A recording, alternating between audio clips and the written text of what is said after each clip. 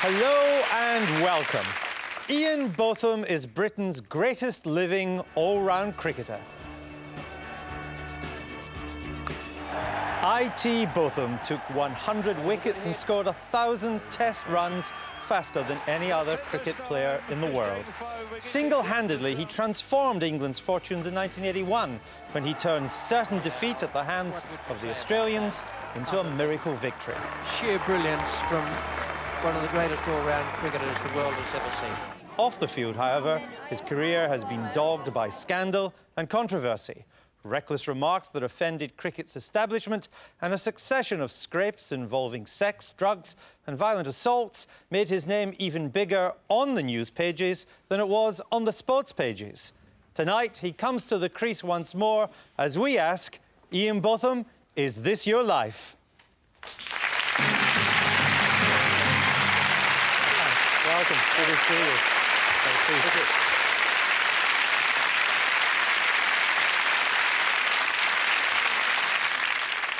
you. Ian Botham, no English cricketer has ever matched your record of achievement on the field. We spoke to former England captain David Gower. He told us this. We've only had one decent all-rounder during my playing time, and that was Ian Botham. We've been searching ever since Ian Botham retired for someone to try and play that same role, to take wickets, to score runs, to take the catches at slip or wherever it might be. And there just hasn't been anyone since. Did you achieve everything you hoped for on the cricket field? Well, I think you can always look at the other side of the fence and think, why didn't I do this? Why didn't I do that? The grass is always greener, but no, in 21 years as a professional, I can honestly say I have no regrets whatsoever. Well, you were born 39 years ago in Cheshire, the eldest son of a mechanic in the Fleet Air Arm and a dental nurse. You were brought up in Somerset and were soon taking a passionate interest in sport. When did it dawn on you that you had a special talent for sport? When I realised I didn't want to work too hard in the classroom, I think. No, I think that there are many ways to make a living, but I was very lucky. And at 15, I had to choose between soccer and cricket.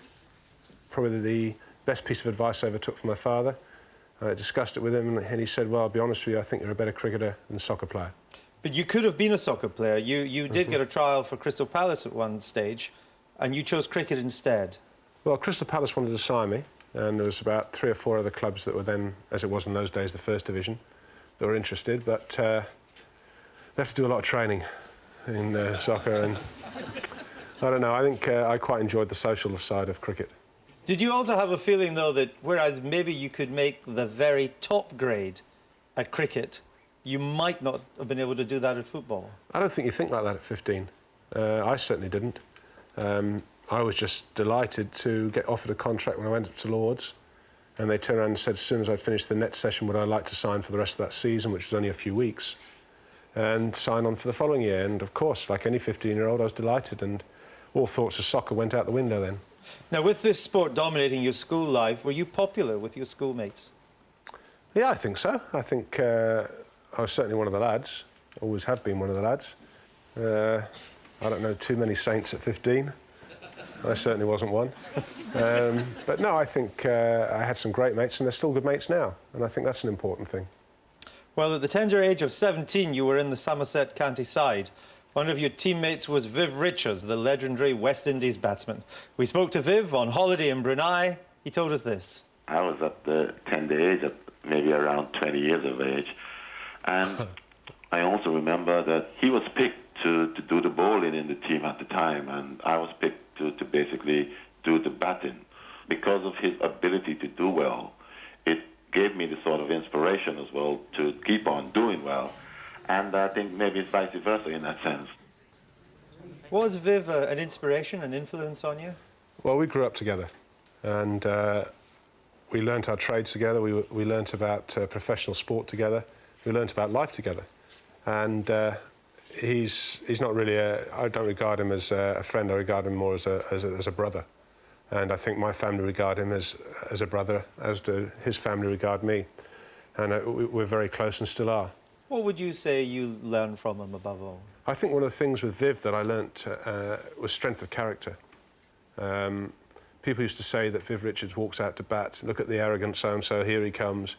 But that's the naivety of people. That wasn't arrogance. That was him intimidating the opposition. And that's what professional sport's all about. He had this aura on his arrival at the wicket which intimidated the other team, and that put him on that pedestal a little bit higher. But occasionally, when you're on that higher pedestal, it's a bigger fall. So you have to take the rough with the smooth, and I think the thing I learnt most from Viv was, without doubt, was probably loyalty and true competitiveness and friendship. Well, when you were 20, you were picked to play for England. We spoke to the umpire, Dickie Bird. He told us this. I umpired his first Test match in 1977, the Queen's Silver Jubilee year, at Trent Bridge, England v Australia, and he took 5 wickets in the first innings, and I was very, very impressed because he swung the ball, and that's a good sign of a bowler, because to get the great players out, you've got to leave the bat.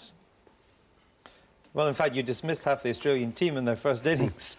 Were you surprised to have such a stunning debut as a Test player? I don't know, I was surprised, I was delighted. No, I can hardly remember the day now. It just seemed to go like that. But, yeah, I think I never sat down and looked at it, but probably now, yes, I was surprised probably at my success. But I was very, very pleased with it.